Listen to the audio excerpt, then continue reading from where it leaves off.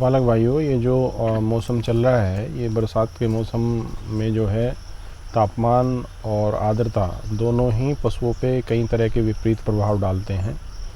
तो सबसे पहले आवश्यकता है हमारे पशुओं को जो हमारा ये विपरीत वातावरण है, इसमें पशुओं को कैसे बचाया जाए।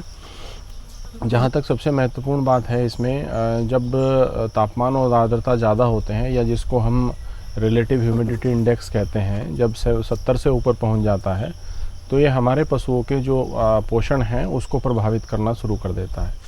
यानी जो हमारे पशुओं का अंतर्ग्रहण है भोजन का, वो कम होना प्रारंभ हो जाता है और जिसका प्रभाव पशु के दुग्ध उत्पादन पे पड़ता है।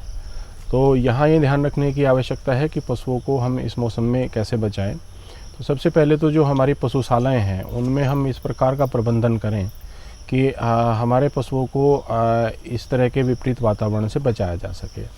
सबसे पहले तो जो हमारे पशुशालाएँ हैं उनमें जो वायु का संचार है वो पर्याप्त होना चाहिए, ताकि अंदर की नमी ज़्यादा ना बनने पाए।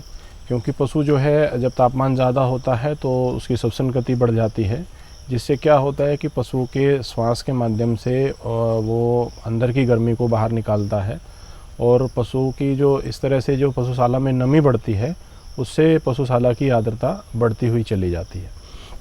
दूसरा, पशुओं के लिए जो पीने के पानी की व्यवस्था है वो पर्याप्त होनी चाहिए, उसमें किसी तरह की कोई कमी नहीं आनी चाहिए।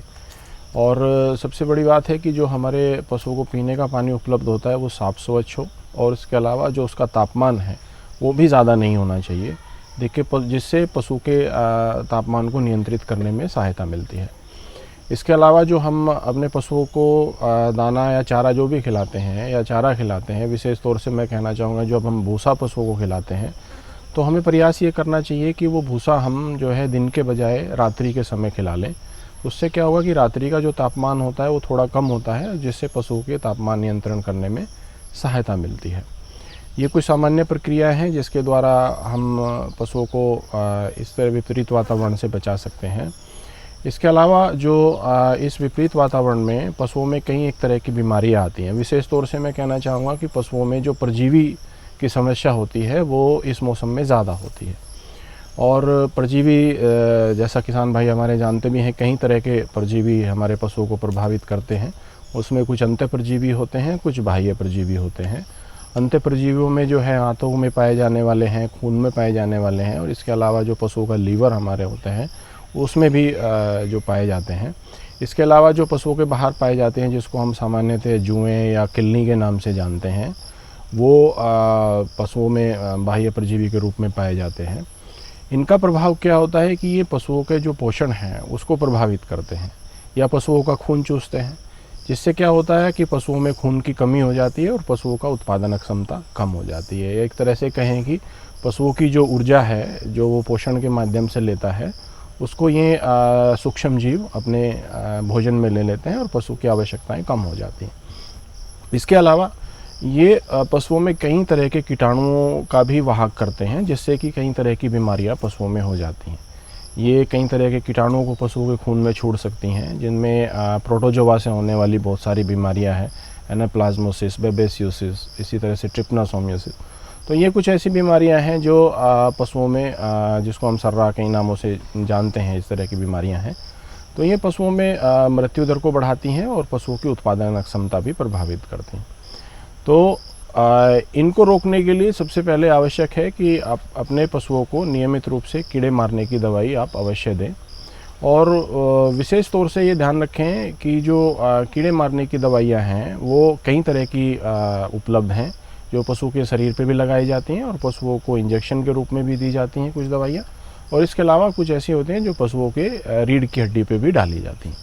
तो ये विशेष ध्यान रखें कि नियमित समयांतराल पर अपने पशुओं को कीड़े मारने की दवाई दें, जिससे कि पशुओं में कई तरह की बीमारियां होने की संभावनाएं जो कीड़ों की वजह से होती हैं वो कम हो जाएंगी या पूरी तरह से समाप्त हो जाएंगी। इसके अलावा जैसे ये मौसम चल रहा है, इसमें कई एक बीमारियां जैसे दूसरी हैं, जैसे पशुओं में गलघोटू रोग की समस्या है या पशुओं में एक तरह से खुरपका रोग की समस्या है। ये बीमारियां भी आती हैं। ये ऐसी बीमारियां हैं जो पशुओं में या तो मृत्यु दर लेके आती हैं या पशुओं की उत्पादन क्षमता प्रभावित करती हैं। तो हमारे पशुपालक भाइयों को चाहिए कि ऐसी बीमारियों की उपयुक्त समय पर रोकथाम कर लें। और विशेष तौर से मैं कहना चाहूँगा कि इस मौसम में अगर आप पशु खरीदना चाहते हैं तो उसको थोड़ा सा अगर टाल दें तो ज़्यादा अच्छा रहेगा, क्योंकि उसमें क्या होगा कि अगर आप कहीं पशु लेके आते हैं तो हो सकता है इन रोगों के कीटाणु आपके घर में जो पशु हैं उनमें भी आ जाए। और इसके अलावा अगर आप ख़रीदना ही है तो ख़रीद के लाने के बाद तुरंत उसका जो है आप टीकाकरण अवश्य करा लें। और इन बीमारियों से बचने के लिए जो सबसे बढ़िया साधन हो सकता है वो टीकाकरण ही हो सकता है, चाहे खुरपका मुंहपका हो, चाहे गलघोटू रोग हो। तो ये नियमित समयांतराल पे मैं कहूँगा कि वर्ष भर में अपने पशुओं को इनके लिए टीकाकरण आप अवश्य ज़रूर करा लीजिए। इससे आपको इन बीमारियों से आपको पशु को बचाने में काफ़ी हद तक मदद मिलेगी। इसके अलावा कई एक तरह के कीटाणु होते हैं जो पशुशाला में इस मौसम में ज़्यादा पनपते हैं, क्योंकि ये मौसम कीटाणुओं के लिए ज़्यादा उपयुक्त रहता है। जिनमें पशुओं में जैसे थनैला रोग की समस्या है वो अक्सर हमारे पशुओं में आ जाती है, जिसको हमारे पशुपालक भाई आम भाषा में निकासा भी कह देते हैं।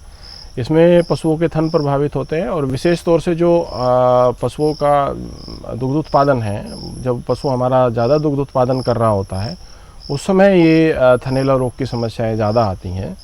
तो इसमें क्या होता है कि पशु के थन में सूजन आ जाती है और पशु के थन से जब आप दूध निकालते हैं उसमें सफ़ेद सफ़ेद थक्के निकलते हैं और धीरे धीरे करके वो थन हमेशा के लिए बंद हो जाता है, वो टीथ हमेशा के लिए ब्लॉक हो जाता है, उससे कभी दुग्ध उत्पादन फिर नहीं होता है। तो इसके लिए ज़रूरी है कि उपयुक्त साफ़ सफाई अपनी पशुशाला में आप रखें। ये तो किसी भी तरह की बीमारी के लिए प्राथमिक आवश्यकता है कि आप अपनी पशुशाला में साफ़ सफाई रखें, वहाँ गोबर पेशाब न रुकने पाए। और नहीं इस तरह की समस्या जब आती हैं तो इसमें विशेष योगदान इस तरह की उसका होता है कि जब पशुशाला में गंदगी ज़्यादा होती है तो रोग भी आने की संभावना